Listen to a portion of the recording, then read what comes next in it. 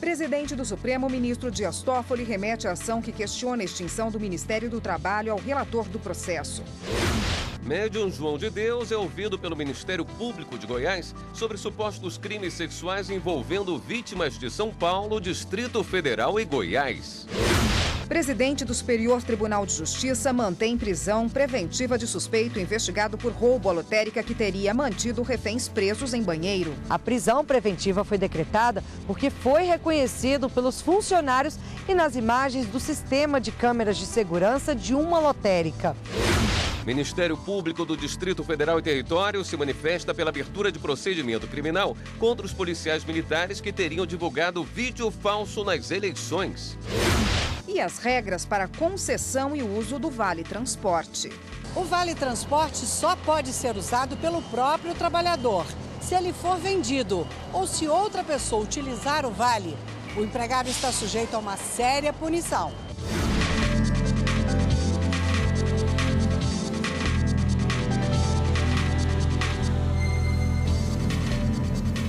Olá, boa noite. Boa noite. O presidente do Supremo Tribunal Federal, ministro Dias Toffoli, considerou que não há urgência na ação direta de inconstitucionalidade ajuizada pelo PDT para questionar a extinção do Ministério do Trabalho e a distribuição das atividades para outras pastas e encaminhou o processo ao relator. Viviane Novas tem os detalhes. Como não há urgência na ação, segundo o ministro Dias Toffoli, agora a decisão sobre o caso só deverá sair na volta do recesso do Judiciário, ou seja, a partir de 1º de fevereiro. O relator é o ministro Ricardo Lewandowski. Na ação, o PDT alega que a extinção do Ministério do Trabalho pulveriza as atribuições da pasta e atenta contra a proteção ao direito do trabalho. Essa extinção também foi questionada pela Federação Nacional dos Advogados, mas o ministro Dias Toffoli rejeitou o trâmite dessa ação por falta de legitimidade da associação para atuar aqui no Supremo Tribunal Federal. O médium João de Deus está sendo ouvido pelo Ministério Público de Goiás sobre supostos crimes sexuais envolvendo vítimas de São Paulo, Distrito Federal e Goiás. O depoimento começou por volta das 2 horas da tarde no núcleo de custódia do Complexo Prisional de Aparecida de Goiânia, região metropolitana da capital, onde João de Deus está preso há 29 dias. Os advogados do médium também estão presentes. Os promotores do MP querem ter mais informações sobre a apresentação de uma próxima denúncia contra ele. Luciano Miranda, Patrícia Ottoni e Augusto César Souza são os responsáveis pelo interrogatório do médium.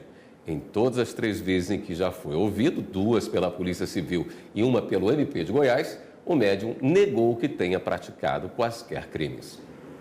O presidente do Superior Tribunal de Justiça mantém prisão preventiva de suspeito investigado por roubo à lotérica. O crime teria sido praticado com a ajuda de outros criminosos fortemente armados. As vítimas permaneceram amarradas dentro de um banheiro durante a ação. O homem foi preso em setembro do ano passado no Rio Grande do Sul. Ele é suspeito de participar de uma quadrilha de roubos a bancos e transportadoras de valores. A prisão preventiva foi decretada porque foi reconhecido pelos funcionários e nas imagens do sistema de câmeras de segurança de uma lotérica. A defesa entrou com pedido de habeas corpus no STJ depois que o Tribunal de Justiça do Rio Grande do Sul manteve a prisão. O argumento dos advogados é de que houve excesso de prazo porque o inquérito policial não foi concluído depois de mais de 3 meses da prisão. E o Ministério Público ainda não ofereceu a denúncia. O presidente do STJ, ministro João Otávio de Noronha, negou o pedido de liberdade. Ele ressaltou que a orientação do tribunal é no sentido de que o excesso de prazo na formação de culpa não se esgota exatamente nos tempos previstos em lei. É preciso ser analisado o princípio da razoabilidade segundo as circunstâncias detalhadas de cada caso concreto. O mérito do habeas corpus será julgado pela 5ª turma.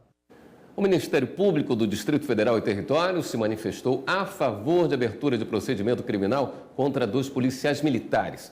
Eles gravaram e divulgaram vídeo sobre suposta fraude no primeiro turno das eleições em 7 de outubro de 2018. O que constituiria crime eleitoral.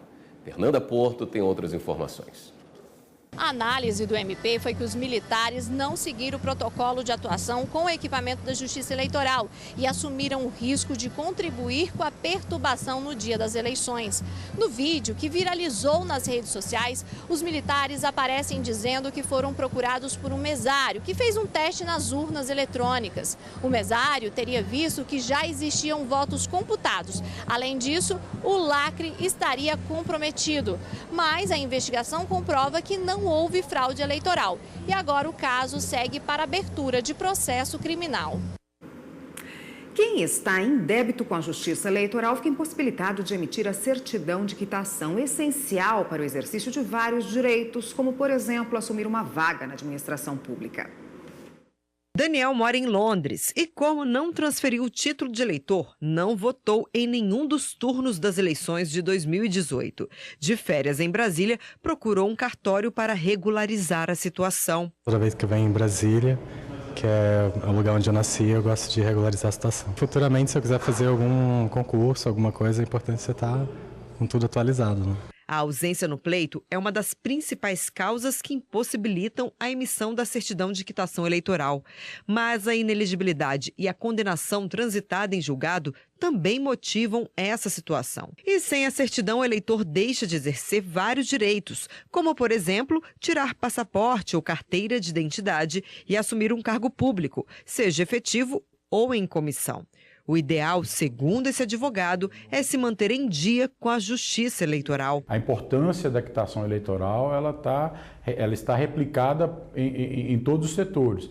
Muitas empresas, muitas organizações do setor privado também exigem essa quitação eleitoral, né? Porque é uma obrigação do cidadão. Como o voto é obrigatório, o cidadão ele passa a ter uma regularidade junto ao poder público com a quitação eleitoral. Chefe de cartório eleitoral em Brasília, Washington explica que nos primeiros dias do ano, a procura tem sido intensa por pessoas que querem regularizar a situação.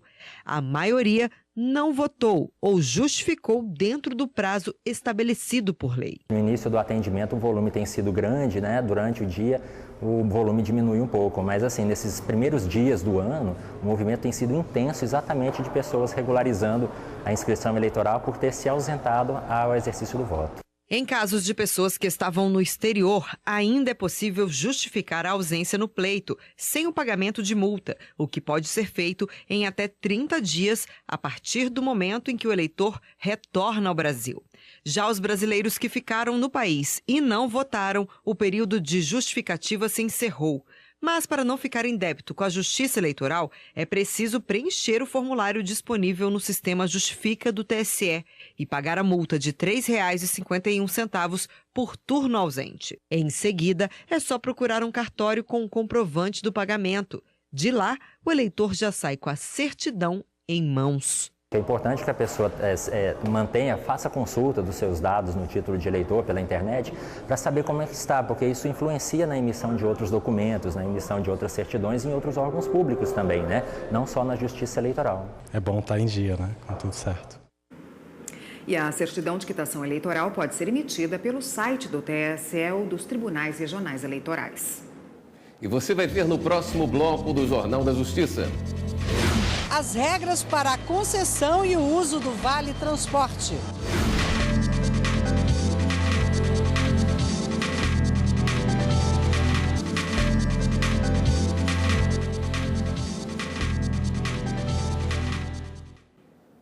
O TRF da Primeira Região, em Brasília, negou o pedido de uma professora que pretendia acumular o cargo com o emprego público de operadora de telecomunicações dos Correios.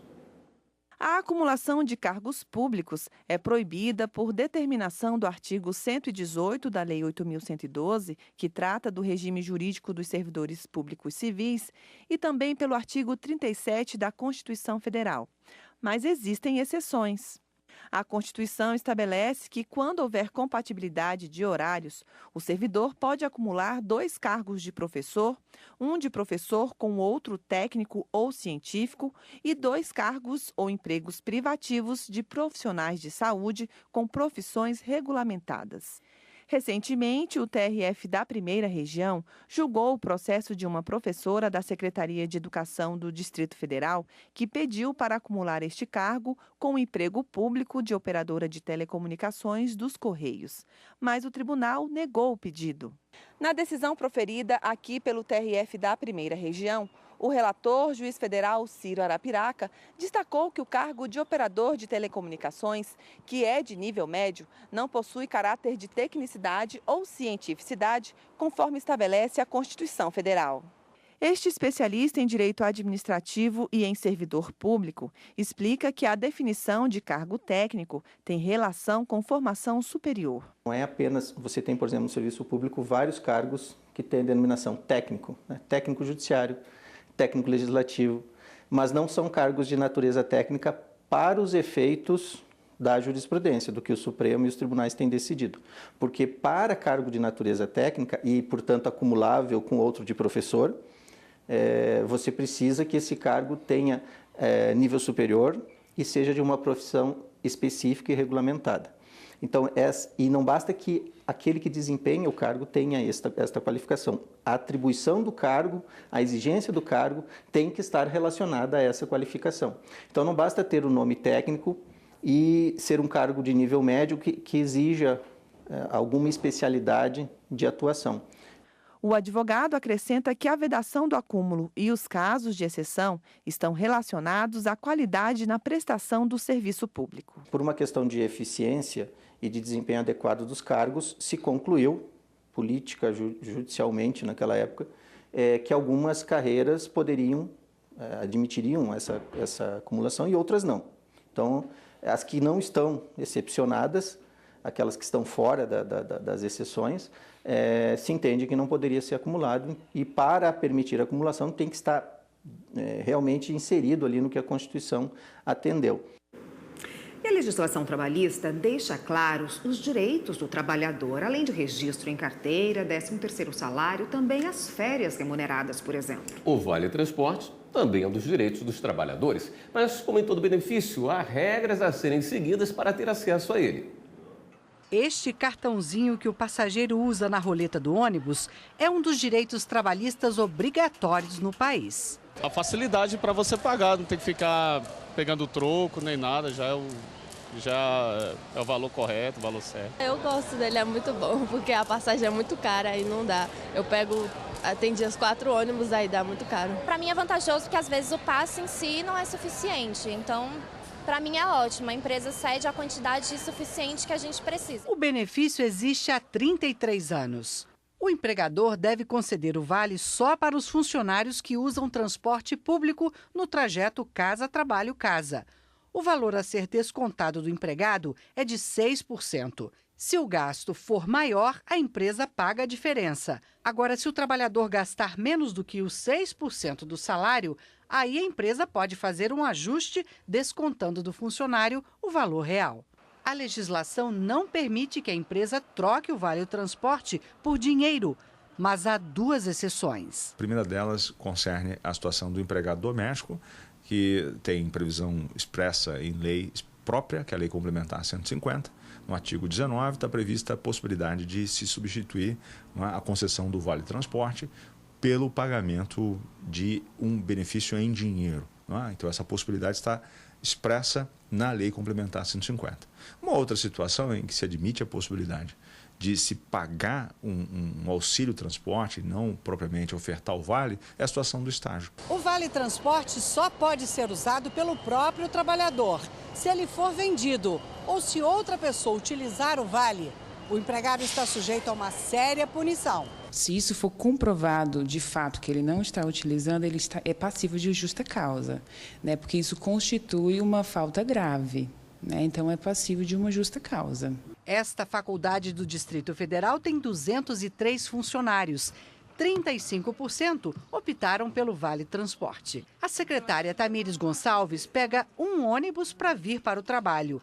Ela não gasta muito para chegar até aqui, mas diz que vale a pena usar o Vale Transporte. No meu caso, acredito que seja importante por conta da segurança, porque apesar de eu morar relativamente perto, para eu vir a pé ou utilizando uma bicicleta, por exemplo, seria um pouquinho mais perigoso, acredito por conta da região, então poder vir de ônibus me dá uma segurança a mais. E chega mais rápido. Chega mais rápido. O presidente Jair Bolsonaro sanciona a lei que permite estudantes faltarem aula ou provas por motivo religioso. A lei entra em vigor no dia 4 de março e somente não deve ser aplicada para instituições de ensino militar. Vanessa faz parte da comunidade adventista do sétimo dia, religião evangélica que tem a doutrina de reservar todos os sábados para a prática de jejum e oração. Por isso, ela conta que foi difícil terminar o ensino médio. Às vezes acontecia de professor cumprir matéria e tinha que ir aos sábados e eu tinha que escolher em pagar matéria, porque às vezes os professores não queriam dar a prova para a gente, né? Então, e não entendia o fato da gente estar exercendo a nossa fé, né? E infelizmente muitas vezes chegava a perder a matéria por conta disso. Antônio também teve muita dificuldade para fazer provas de concurso público. Várias vezes tentamos fazer concurso público e devido ser no sábado, não tivemos esse privilégio de fazer a prova, né? Os adventistas do sétimo dia e os muçulmanos que seguem o Ramadã, em que todo nono dia do calendário islâmico devem ficar em jejum e oração, são os que mais têm dificuldades de conciliar as atividades da escola com os mandamentos religiosos. Dados do censo escolar apontam que eles correspondem a cerca de 2 milhões de estudantes do ensino fundamental ao superior. Essa dificuldade não vai mais existir. Isso porque foi sancionada a lei que permite estudantes a faltarem aulas ou provas por motivos religiosos. A lei entra em vigor no dia 4 de março e só não deve ser aplicada em instituições de ensino militar. Essa advogada explica que a lei traz segurança jurídica para os estudantes, ou seja, garante o direito de exercer a liberdade religiosa. Mas vale ressaltar que o aluno deve comunicar com antecedência que precisa faltar. O aluno ele deve fazer um requerimento prévio, deve avisar com antecedência, explicar a situação e daí a escola vai ficar a cargo de agendar com esse aluno uma nova data para a realização dessa atividade. Essa atividade ela tem que ser feita no turno que um aluno está matriculado, não pode ocorrer em outro horário que o aluno não possa e se for feito um agendamento deve ser feito com a anuência do aluno. Segundo o presidente do Sindicato das Escolas Particulares do Distrito Federal, a lei regulamenta uma prática que já era adotada nas escolas de Brasília. É possível, por meio da conversa com a família, do diálogo, de um acordo, você atender, obviamente, esse pedido, né, da família, essa solicitação, agora cumprir uma determinação legal, né, porque agora é legislação, e sem prejuízo tanto da avaliação quanto da convivência do aluno. No próximo bloco, a preservação do solo e a lei que fomenta e incentiva ações de recuperação. Quanto melhor a gente cuida do solo, quanto mais a gente trabalha essa questão da conservação do solo, mais essa biodiversidade vai estar ali dentro.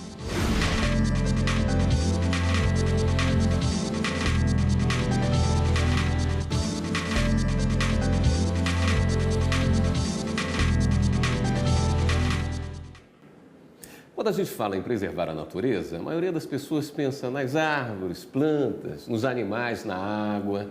Poucos sabem, mas o solo é tão importante quanto os outros recursos naturais. Sem terra boa, nada brota, nada cresce. Pois é, e os últimos estudos revelam um cenário preocupante em relação aos nossos solos. A legislação brasileira incentiva ações que promovam a recuperação florestal.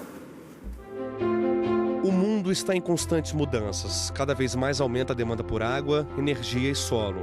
Esse vídeo, divulgado pela WWF, uma organização independente de conservação com atuação no planeta todo, retrata um grande problema.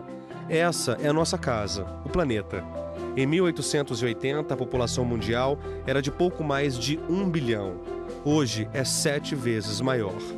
A economia global saltou de 3 para 80 trilhões em menos de 5 décadas. Para um crescimento acelerado como esse, tem gente que paga caro, com a vida.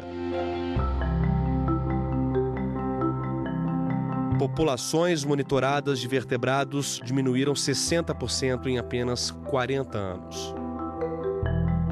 Reflete o quanto que a gente está perdendo de biodiversidade. E esse número é maior em algumas situações. Então, por exemplo, no caso da América Central e do Sul, esse número chega a 90%, quase 90%. Isso significa uma perda de biodiversidade bastante grande e onde a gente pode estar perdendo moléculas, pode estar perdendo espécies que a gente nem conhece e que pode ter uma função bastante importante para o homem. Já as taxas do aquecimento global sobem sem precedentes. É fácil entender a equação. Na mesma velocidade que o mundo cresce, também aumenta a exploração dos recursos naturais. A energia da Terra não se renova sozinha, os recursos são finitos. Por isso, nós precisamos mudar nossa relação com a natureza.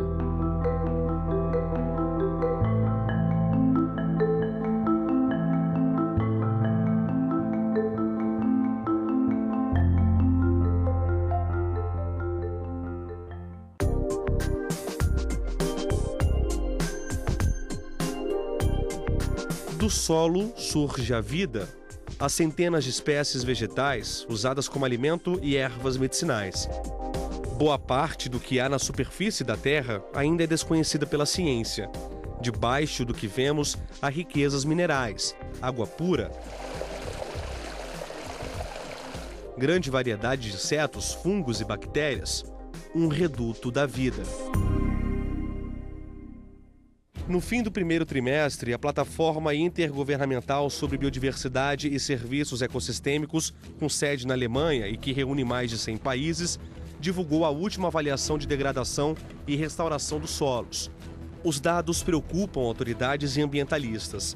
Apenas 1/4 dos solos da Terra está livre de forma significativa dos impactos das atividades do homem.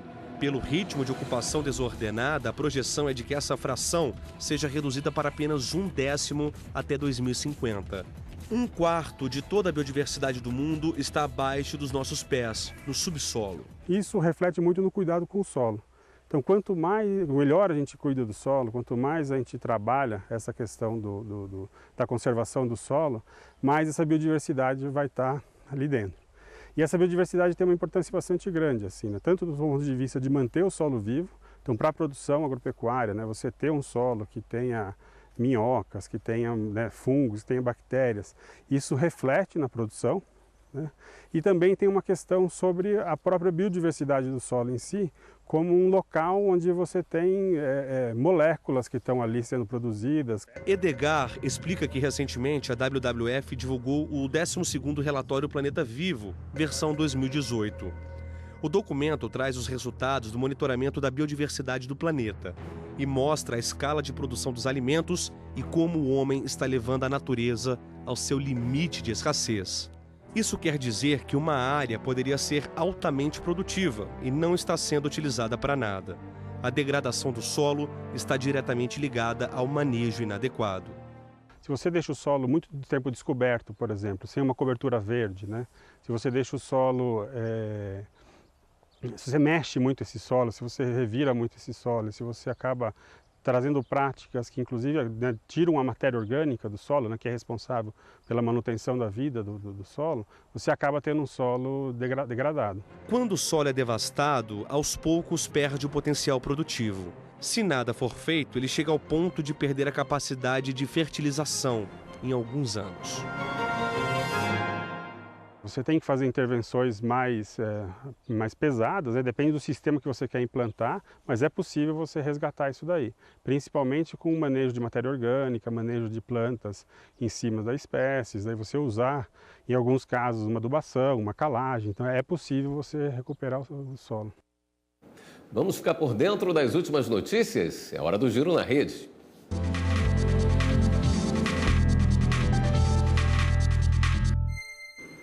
A repórter Natália Soares é quem está hoje lá na redação do Jornal da Justiça e vai nos atualizar sobre as últimas. Oi, Natália, boa noite para você. Boa noite, Érica. Vou começar com o caso Marielle. O Procurador-Geral de Justiça do Estado do Rio de Janeiro, Eduardo Gucem, afirmou hoje não ter dúvidas de que o assassinato da vereadora Marielle Franco e seu motorista Anderson Gomes está relacionado a grupos de milicianos. A afirmação foi feita em seu discurso ao ser reconduzido ao cargo para mais de 2 anos de mandato à frente do Ministério Público do Rio de Janeiro. O assassinato completa hoje 10 meses. E o italiano Cesare Battisti foi levado agora à tarde para uma penitenciária na Sardenha, onde deve cumprir a pena de prisão perpétua por crimes cometidas na década de 70. Ele nega ter cometido os assassinatos e se diz vítima de perseguição política. O presidente do Supremo Tribunal Federal, ministro Dias Toffoli, julgou inviável a tramitação de uma reclamação que pediu o afastamento do cargo exercido pelo Antônio Hamilton Rossel Mourão, junto à presidência do Banco do Brasil. Funcionário de carreira da instituição, o filho do vice-presidente da República, general Hamilton Mourão, foi nomeado assessor especial do presidente do Banco do Brasil, Rubens Novaes. De acordo com o ministro Toffoli, a reclamação não apresenta condições e requisitos processuais para tramitar, porque não teve esgotamento nas vias administrativas. E o futuro senador pelo Ceará, Eduardo Girão, do PROS, entrou hoje com um mandado de segurança pedindo ao Supremo Tribunal Federal que senadores réus no STF sejam proibidos de concorrer à presidência do Senado. O mandado de segurança será analisado pelo vice-presidente do STF, ministro Luiz Fux, que responde agora pelo plantão do Supremo. Até o dia 29 de janeiro, o ministro Luiz Fux vai decidir casos urgentes que forem encaminhados à Corte. Até o dia 31 de janeiro, vale lembrar que os prazos processuais estão suspensos e o protocolo de petições e processos devem ser realizado por meio exclusivamente eletrônico. E já a partir do dia 1º de fevereiro, também os prazos processuais voltarão a ser contados. O plenário do STF vai se reunir em sessão solene no dia 1º, às 10 horas da manhã, para a cerimônia de instalação do ano judiciário de 2019. As sessões deliberativas do plenário só começam no dia 6 de fevereiro. O giro fica por aqui, mas se você quiser assistir qualquer matéria do Jornal da Justiça, é só ir no YouTube e digitar lá, Jornal da Justiça Oficial. Érica, William. Obrigado, Natália. Essa edição do Jornal da Justiça fica por aqui. Boa noite para você. Continue com a programação da TV Justiça e a gente se vê novamente amanhã. Até lá.